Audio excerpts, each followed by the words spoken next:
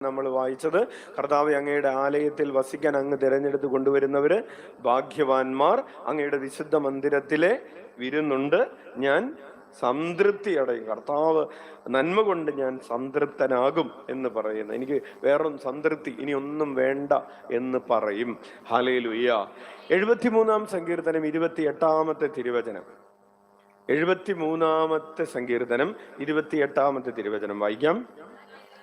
എന്നാൽ ദൈവത്തോട് ചേർന്ന് നിൽക്കുന്നതാണ് എൻ്റെ ആനന്ദം. ഹല്ലേലൂയ. പ്രിയപ്പെട്ടവര്, ഈ എന്നാൽ എന്ന് പറയുന്നതിന്റെ അർത്ഥം എന്താണെന്നറിയാവോ? But for me. അതായത് ഈ വചനം പറയുന്നതിന് തൊട്ട് മുമ്പ് 73-ാം സങ്കീർത്തനത്തിന്റെ ആദ്യ ഭാഗങ്ങളിൽ സങ്കീർത്തകൻ പറയുന്നത് ചില ദുഷ്ടരെ കുറിച്ചാണ്. കുറച്ച് ആളുകളുണ്ട് ഈ ലോകത്തിൽ.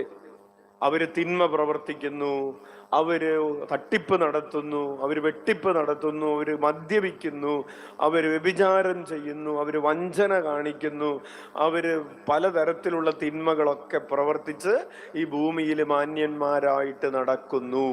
ഈ ഭൂമിയിൽ മരിക്കുന്നത് വരെ അവർക്കൊരു കുഴപ്പവും ഉണ്ടായിരുന്നില്ല. അപ്പോൾ ആളുകൾ പറയുന്നു, ഈ ഭൂമിയിൽ ദൈവഭയത്തിലും ദൈവഭക്തിയിലും ഒന്നും ജീവിച്ചിട്ട് ഒരു കാര്യവുമില്ല, തട്ടിപ്പും വെട്ടിപ്പും വഞ്ചനയും നടത്തി ജീവിക്കുന്നവർക്കാണ് സുഖങ്ങളുള്ളത്, അവരാണ് പന പോലെ വളരുന്നത് എന്ന് പറയുന്നു. അപ്പോൾ സങ്കീർത്തകൻ പറയുകയാണ്, എന്നാൽ ഞാൻ അങ്ങനെയായിരിക്കുകയില്ല. ഞാൻ എന്ത് ചെയ്യും? ദൈവത്തോട് ചേർന്ന് നിൽക്കുന്നതാണ് എൻ്റെ ആനന്ദം. Hallelujah, hallelujah. ഇല്ലേ, ഈ ലോകത്തിലെ ചില ആളുകളുണ്ട്. കഴിഞ്ഞ ദിവസം വട്ടായിലച്ചൻ, സേവ്യർ ഖാൻ വട്ടായിലച്ചൻ കരിസ്മാറ്റിക് ജൂബിലിയുടെ, കേരളത്തിലുള്ള കരിസ്മാറ്റിക് പ്രസ്ഥാനത്തിന്റെ 50-ാം ജൂബിലിയുടെ ആഘോഷവുമായി ബന്ധപ്പെട്ട് ഡിവൈനിൽ സമ്മേളനത്തിൽ പറഞ്ഞ ഒരു കാര്യമുണ്ട്.